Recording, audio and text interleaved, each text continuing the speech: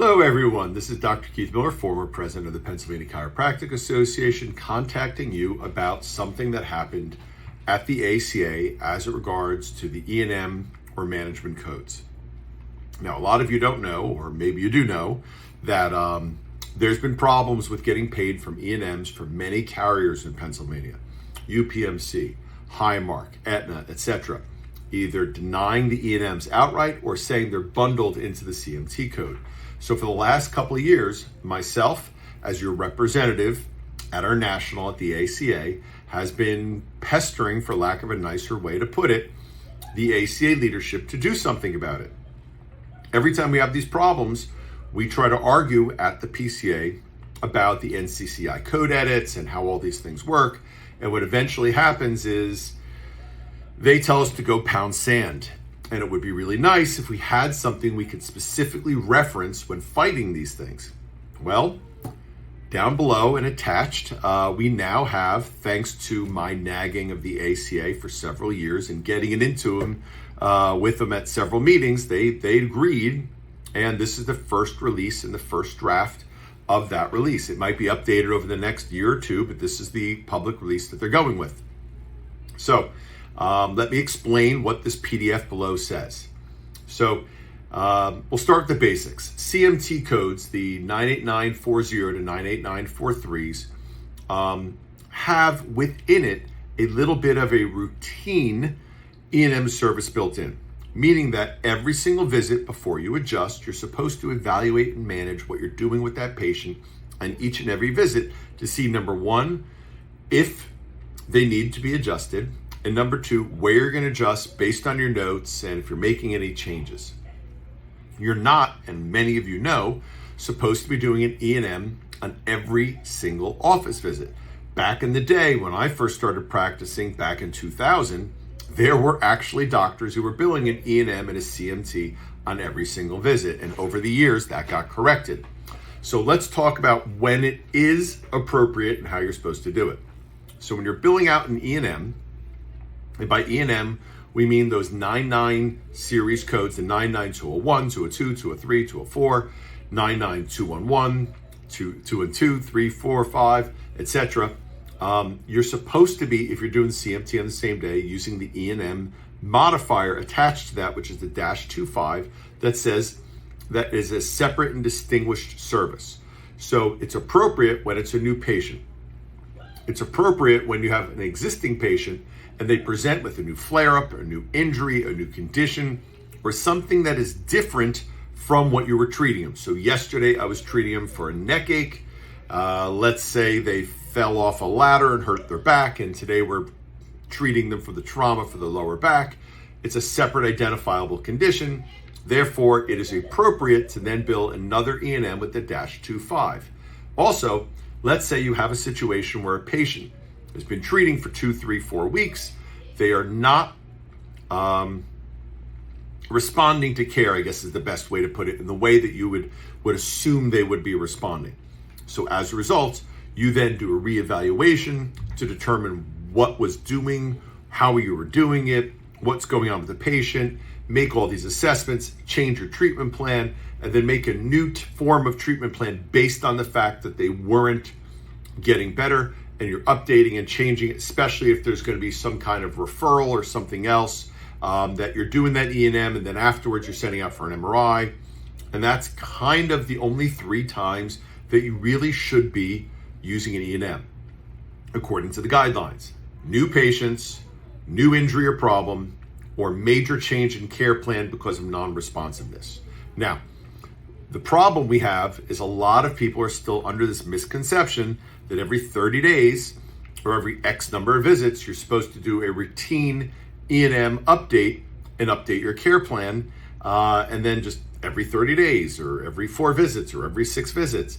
And that has been against the NCCI, the National Coding, I always say it wrong, but the NCCI guidelines for the last several years. Many years, in fact, over a decade. And if you're still doing every 30 days or every 6 visits or every 8 visits, you shouldn't be doing that. And if you have been doing that and routinely doing that, and you're getting banned from all of your E&Ms from those major carriers I previously listed, that's probably why you've been flagged by that carrier for inappropriate E&M coding use. You're not supposed to be using E&Ms when you're just updating your parts. You should know what that is if you've been billing Medicare. You should not be doing it when you're just, let's say, updating your diagnosis. So let's say it was sciatica, and after 5 or 6 visits, the sciatica starts to get better, but they still have lower back pain, and you just update the code from sciatica to just simple lower back pain. That is also not an appropriate time to be using an E&M. So these guidelines, the ACA came out and detailing this on the E&Ms, and once again, that is attached. It details that for you. So now if you get denied for your E&M in one of those appropriate categories, you now then can appeal this, write your letter as to which of these categories that you are properly doing your E&M in. I recommend you print out this ACA handout, staple it, and put it with it, and then hopefully this will make it easier for you to get paid. But once again, you need to understand the appropriate and inappropriate times for you to be billing those E&M services in the first place, because the more often you do it incorrectly, especially if large numbers of chiropractors do it incorrectly, it gives ammo to these carriers to say, well, chiropractors don't know how to bill E&M codes, so we're not going to bill any of them.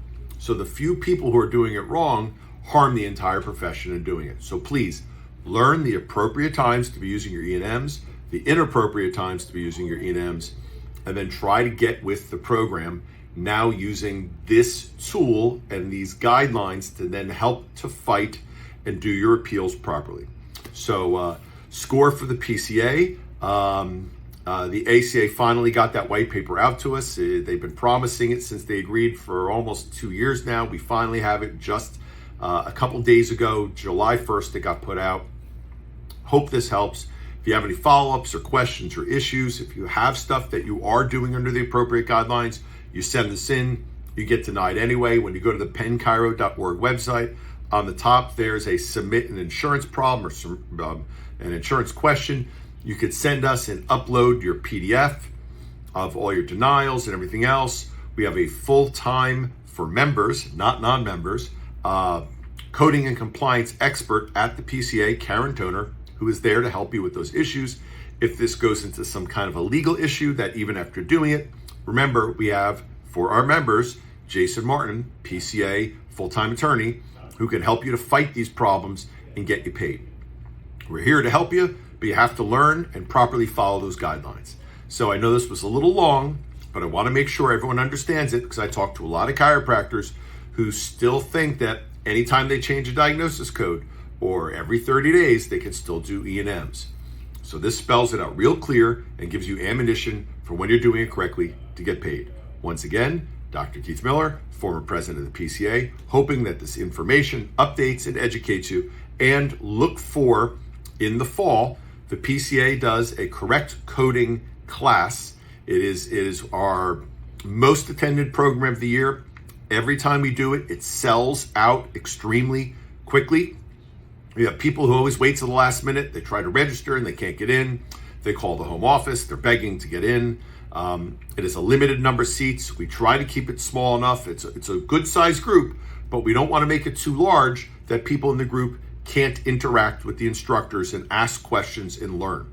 If we make it too big, it doesn't become accessible to everybody. So when you see that one coming up, if you still feel like you don't understand these things, you don't understand your modifiers, you don't understand why you keep getting denied and bundled, this is the class for you. Please sign up the second you see it, because once again, I guarantee 100% it will sell out again.